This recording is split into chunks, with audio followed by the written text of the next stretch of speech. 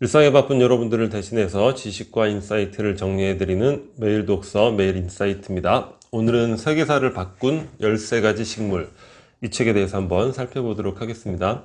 이 책은 여러 측면에서 반드시 읽어봐야 될 책이 아닐까 이런 생각을 해봤습니다. 일단 재밌고 흥미로운 책이에요. 그리고 음식에 대한 이해도 굉장히 깊어지겠고, 주로 우리의 이제 주식에 관련된 이야기입니다. 그 음식을 통해서 인간에 대한 이해를 넓힐 수 있는 그런 책이고, 또한 그 세계사에 대해서 핵심적인 이해를 할 수 있는 책이에요. 어떤 사건들, 그런 흐름들이 왜 그렇게 일어났는가, 인간의 어떤 욕망의 근원이 무엇이었는가, 어떤 세계사 흐름의 근원을 이해할 수 있게 도와주는 책입니다. 초강대국 미국을 만든 악마의 식물 감자. 자, 악마의 식물이라는 건 무슨 의미냐면, 감자의 원산지는 아메리카예요. 안데스 산맥 근처인데 유럽으로 이제 전파가 됐죠. 근데 우리가 생각하기는 어떻습니까? 당시에 기근으로 많은 사람들이 죽고 그랬는데 이 감자같이 훌륭한 구황작물이 없죠. 야, 이건 대단히 신이 주신 선물이다 해서 열심히 재배해서 먹어야 되는데, 이 좋은 감자가 유럽에 전체적으로 퍼지는 데까지 한 200여 년의 시간이 걸렸다는 거죠. 그렇게 엄청난 시간이 걸렸다는 거예요. 처음에는 악마의 식물로 여겨졌다는 거예요. 암수교배가 아니라 덩이줄기로 이렇게 생식을 하는 이런 것들이 종교 질서에 위배된다. 그래서 재판을 받고 감자 화형식이 일어나기도 했다는 거고, 또 감자가 생긴 게 울퉁불퉁 하잖아요. 우리가 익숙해져서 그렇지 처음 봤을 때는 그게 좀 흉측해 보였나 봐요. 그러니까 문둥병이라고 이야기하는 그 한센병 있죠. 그래서 이 감자를 먹으면 한센병에 걸린다, 이런 소문이 또 널리 퍼져가지고 또 감자를 멀리하고, 감자는 알만 먹어야 되는데 줄기와 이파리를 같이 먹은 거죠. 줄기와 이파리에는 독성 성분이 있는 거예요. 그래서 그걸로 배탈, 구토, 여러 가지 몸이 아픈 이런 현상들로 인해서 아주 우여곡절을 거쳐서 유럽에 전파가 된 식물이 바로 감자입니다. 독일에는 프리드리 2세가 이 감자의 유용성을 알아보고, 또 기근이 발생하니까 전쟁하는 데 있어서 문제도 있고 해서 감자를 널리 퍼뜨리려고 했죠. 근데 국민들이 저항을 하는 거예요. 실제 처형까지 했다고 합니다. 근데 이 프리드리 2세가 꾀를 발휘해서 앞으로 이제 방을 붙이는 거죠. 앞으로 감자는 귀족들 이상만 먹도록 해라. 그러니까 인간의 욕망이라는 게 굉장히 웃긴 거예요. 먹으라 좋다고 이렇게 설명하는데도 거부하고 저항을 했는데, 귀족들 이상만 먹으라고 하니까 뭐야, 굉장히 좋은 건가 보네. 그래서 널리 퍼지게 됐다고 하고, 자, 프랑스 루이 16세도 동일한 경우입니다. 전파를 하려고 해도 거부를 하고, 그래서 앞으로 감자는 왕정의 음식이다, 이렇게 방을 붙였다는 거예요. 그리고 왕궁의 그 농장에서 감자를 기르고, 낮에는 군인들이 보초를 삼엄하게 쓰도록 한 거예요. 근데 밤에는 이제 보초를 빠지는 거죠. 그러면서 농부들이 조금씩 훔쳐가서 먹게 되고, 왜냐면 왕정에서만 먹으라고 하니까 얼마나 좋은 거길래. 그런 식으로 또 감자가 전파가 됐다는 거죠. 식량 문제를 획기적으로 개선을 했고, 기근 문제를 해결하게 됐고, 또 중요한 게 뭐냐면, 자, 겨울에는 유럽이 날씨가 춥잖아요. 가축 사료를 보관할 방법이 어려운 거죠. 그래서 몇 마리의 가축만 빼놓고 나머지는 도살을 해서 육포로 말린다거나 그런 식으로 육류를 섭취하곤 했는데, 이 감자 보존성이 뛰어나잖아요. 그래서 감자를 가축 사료로 쓰면서부터 겨울에도 가축을 키울 수 있었고, 육류 소비를 획기적으로 높이게 됩니다. 감자가 널리 퍼진 독일 지방 어때요? 대표적인 음식이 감자 요리 많죠. 근데 뭐가 있습니까? 소세지. 아니, 소세지하고 감자하고 무슨 상관이에요? 바로 소세지라는 그런 육류 식품이 감자라는 존재로 인해서 가축을 사육할 수 있었기 때문에 나타난 그런 음식이라고 볼 수 있는 거죠. 그리고 콜럼버스 시대부터 해서 대항해를 많이 떠났잖아요. 근데 선원들이 항해를 하다가 이 괴혈병에 걸려서 죽는 경우가 굉장히 심했다고 합니다. 근데 우연히 이제 감자를 먹기 시작한 뒤로부터는 괴혈병에 걸리지 않은 거예요. 왜냐? 괴혈병의 원인이 비타민C의 부족인데 감자에는 비타민C가 풍부했던 거죠. 그래서 선원들이 이제 항해를 떠날 때는 배에다가 그냥 감자를 가득 실어가지고 떠나게 되었다고 하고, 또 감자가 널리 전파되는데 아주 좋은 계기가 되었다는 거죠. 아일랜드, 영국 서쪽에 작은 섬나라 있잖아요. 그래서 아일랜드에서도 감자가 전파되어 가지고 기근 문제가 해결되고, 자, 인구가 300만 명이었는데 감자 농사를 짓고 난 이후부터 800만 명으로, 그러니까 엄청나게 인구가 늘어났죠. 근데 문제는 단일한 품종의 감자만 심게 되었고, 그로 인해서 감자 역병이 발생했을 때 아주 전 국토의 감자가 다 피해를 입은 거예요. 그러니까 어마어마한 아사자가 발생을 하게 된 거죠. 근데 당시 아일랜드를 지배하던 영국 귀족들은 나몰라라 했고, 잉글랜드하고 아일랜드가 또 사이가 안 좋은 게 그런 것들이 크죠. 감자 역병, 그 당시에 굶어 죽었던 것에 대한 그 원한이 아주 그냥 사무친 거죠. 그리고 어떻게 살아갈 방법이 없으니까 당시 아메리카로 이주를 많이 하는 시기였는데, 개신교 쪽이 많이 이주를 했는데 카톨릭이었던 아일랜드도 무려 400만 명이 미국으로 이주를 하게 됩니다. 때마침 그 시기가 미국이 이제 산업화를 활짝 꽃피울 때였다는 거예요. 뭐예요? 일할 노동자가 많이 필요했겠죠. 그 시대에 아일랜드인들이 대거 미국에 왔다는 겁니다. 그래서 초강대국 미국을 만드는 데 있어서 기여한 작물이다, 이렇게 설명을 하고 있죠. 근데 이 미국은 이민사회고 여러 가지 나라에서 왔는데, 특히 이 아일랜드 계통에서 아주 유명한 대통령들이 많이 배출이 됐어요. 케네디, 레이건, 클린턴, 오바마. 우리가 들어서 아는 미국 대통령들 거의 대부분이죠. 아주 다 아이리시 계통입니다. 이 또한 또 미국의 발전에 기여한 것이 아니냐, 이렇게 또 저자는 이야기를 하고 있습니다. 우리나라에도 감자, 또 고구마가 전파되면서 구황작물, 이 기근을 해결하는 작물로 굉장히 유용하게 소비가 됐죠. 저 어렸을 때만 해도, 물론 저도 어렸을 때 뭐 굶고 그런 시대는 아니었는데, 점심 때 감자와 고구마로 점심을 이렇게 때웠던 그런 추억은 굉장히 많은 것 같아요. 인류의 식탁을 바꾼 새빨간 열매 토마토. 토마토도 이제 감자하고 마찬가지입니다. 유럽으로 전파가 됐어요. 근데 유럽에서 받아들이질 않는 거죠. 이건 왜 그러냐? 감자는 이 한센병 걸릴 것 같은 느낌이 드는데, 토마토는 너무 빨간 거예요. 독이 든 식물일 것이다, 이건 뭐 거의 확신한다, 이런 식으로 여겨져서 그냥 관상용으로 이렇게 예쁘게, 빨간색이 예쁘니까 그런 용도로만 재배를 했다고 합니다. 그런데 이제 이탈리아 나폴리 지방에 뭐 대기근이 발생을 했겠죠. 사람들이 그냥 뭐 배가 고파 죽는 거예요. 너무 배가 고프니까 어떡합니까? 저거라도 한번 먹어보자. 그래서 토마토를 막 먹었는데, 토마토가 또 몸에 굉장히 좋은 작물이잖아요. 배고픈 것도 해결되고 막 몸도 건강해지고, 이게 굉장히 좋은 거였구만. 그게 이제 이탈리아 나폴리 지역이 되는 거예요.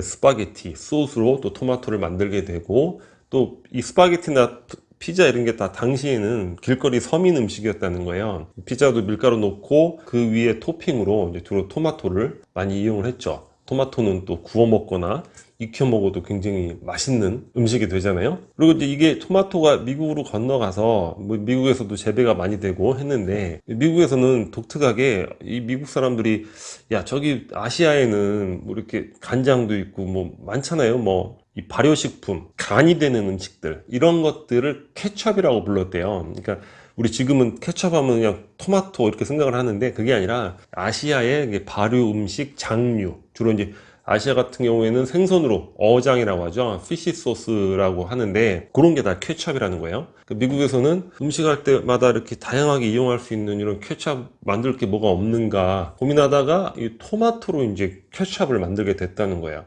실제로 미국에서는 음식할 때 보면은 토마토 케첩으로 간을 하는, 우리가 이제 간장으로 양념하고 간을 하듯이 이 토마토 케첩으로 간을 하는 경우를 많이 보게 됩니다.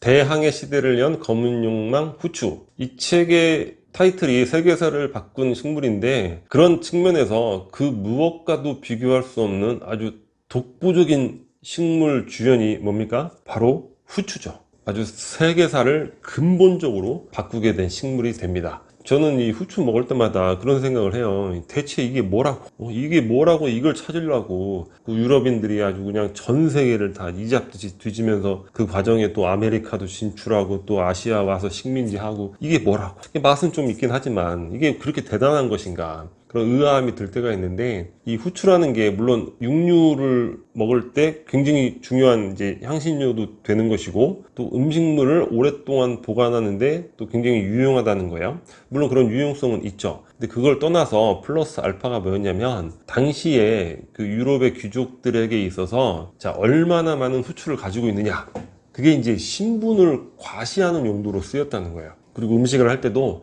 얼마나 후추 향신료를 많이 넣느냐, 그게 또 신분을 과시하는 거고. 그래서 당시의 음식에 대한 뭐 사료 이런 것들을 보게 되면 막 진짜 과하게 향신료를 많이 썼다고 이야기를 하고 있습니다. 그러니까 당시에는 어떤 뭔가 현대적 개념으로 보면 뭐 명품 이런 것들을 많이 갖고 있는 뭐 이런 개념이 되는 것 같아요.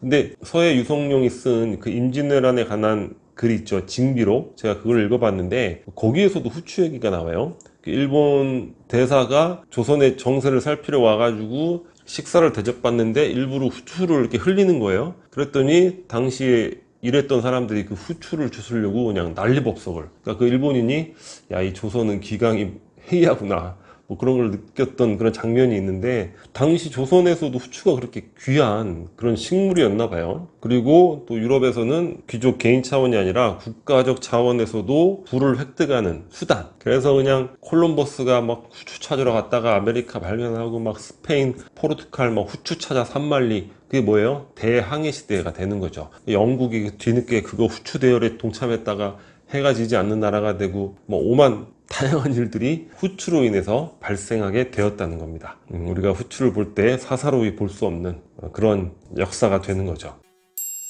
콜럼버스의 고뇌와 아시아의 열광, 고추. 콜럼버스가 후추를 찾아서 스페인 왕실의 지원을 받아서 갔잖아요. 그러면 이제 후추를 발견해야 되잖아요. 근데 간 데가 인도가 아니라 아메리카 대륙인 거예요. 근데 본인은 이제 계속 인도라고 이제 믿고 있다가 죽긴 했는데, 그래서 후추가 없는데 뭐 고추 같은 걸 찾아가지고 이게 또 후추의 일종이다, 이렇게 보고를 한 거죠. 그러니까 꾀를 낸 거죠. 이렇게 내가 지원 받았는데 아무것도 안 갖고 갈 수는 없지 않냐. 그래서 영어로 고추를 페퍼, 후추가 페퍼인데 고추도 페퍼라고 부르죠. 매운 맛이니까 이제 핫페퍼 또는 빨간색이니까 레드 페퍼, 뭐 이렇게 이제 부르게 되는 겁니다. 단어의 기원에 이런 역사적 사실이 있는 거죠. 근데 우리의 혀는 매운맛을 감지할 수 있는 기능은 없다는 거예요. 그러니까 매운맛이라는 거는 혀의 통증, 그러니까 통각이라고 이야기를 하는데, 이 통각은 주로 이제 아시아 쪽에 많이 발달이 돼 있다고 그래요. 그래서 우리 아시아인들은 매운 고추에 막 열광을 하는 거예요.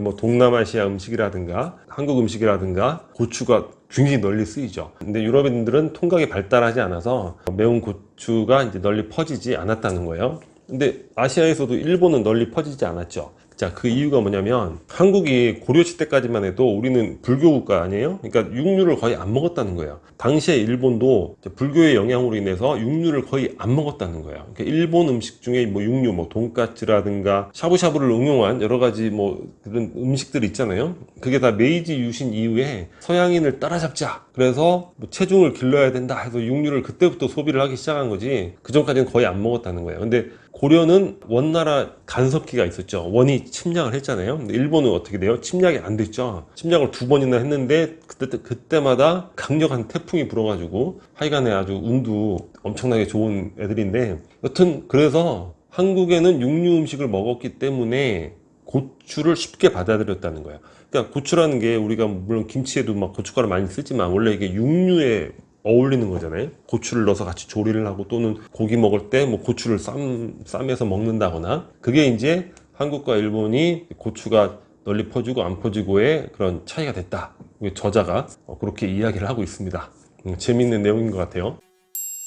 세계사를 바꾼 두 전쟁의 촉매제 차. 아까 후추가 단연 주연이라고 했는데 이 차도 만만치 않습니다. 아시아에서 온 신비의 음료다 해서 영국에서 널리 차를 마시는 문화가 퍼진 거예요. 그래서 오후에 마시는 차를 애프터눈 티라고 하고, 티 가든, 정원에서 티를 즐기는 모임들이 여성들 위주로 생겨나게 됐죠. 그전에는 남성들 위주로 커피 하우스가 있었는데, 이 남성들이 이제 여성들이 있는 곳에 많이 오고 싶어 하니까 커피 하우스가 티 가든에 밀려나기 시작됐다고 합니다. 그리고 산업혁명기의 공장 노동자들, 거기 영국 쪽은 이 맹물을 마시는 게 너무 안 좋은 거예요. 석회석이 있어가지고. 그래서 주로 맥주를 즐겨 먹었는데 이게 뭐 먹으면 이제 술 취하고 그렇잖아요. 그래서 홍차를 즐겨 먹게 됐다고 합니다. 그래서 산업혁명기 노동자의 음료가 바로 또 홍차다. 이 정도로 널리 영국에서 소비가 되다 보니까 이 중국에서 계속 수입을 해오니까 은이 너무 많이 유출이 되는 거죠. 그래서 영국인들이 꾀를 낸 게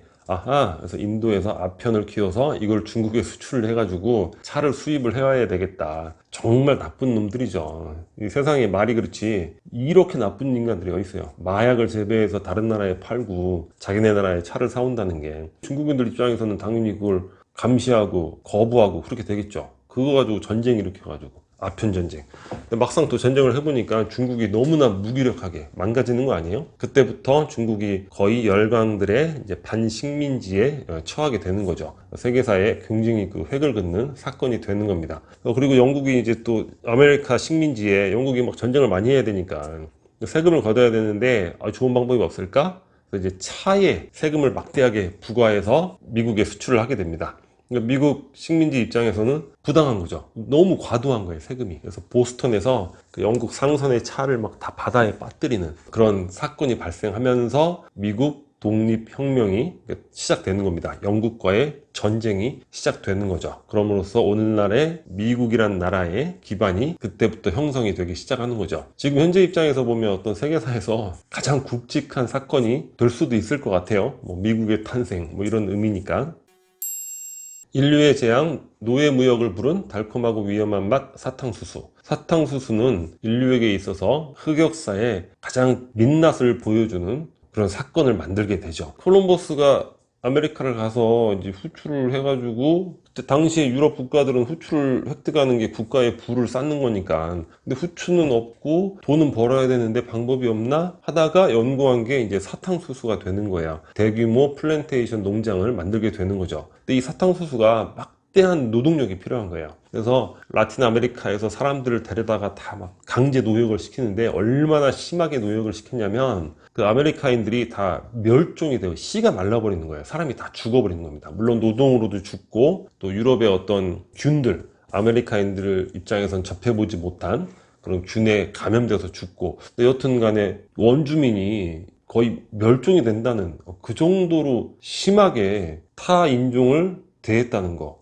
이거는 영원히 잊지 못할 인류의 가장 흑역사가 되는 거고 유럽인들의 씻지 못할 죄업이 되는 것이 아닐까, 이런 생각이 듭니다. 근데 막상 현지 원주민들이 멸종되니까 일할 사람이 없잖아요. 이 서구인들이 꾀를 낸 게 아프리카에서 흑인을 잡아다가 또 강제 노동을 시키는 거예요. 그래서 세계 최초의 흑인 공화국이 이제 IT 공화국이라고, 우리 한 10여 년 이전에 지진이 좀 크게 나서 뉴스에도 많이 나왔는데, 굉장히 아이러니한 거죠. 흑인들은 원래 아프리카 대륙에 사는데 최초의 흑인 공화국이 어떻게 아메리카 대륙에서 만들어지게 되는, 굉장히 묘한 역사의 단면을 또 보게 되는 것 같습니다. 고대 국가의 탄생 기반이 된 작물 벼.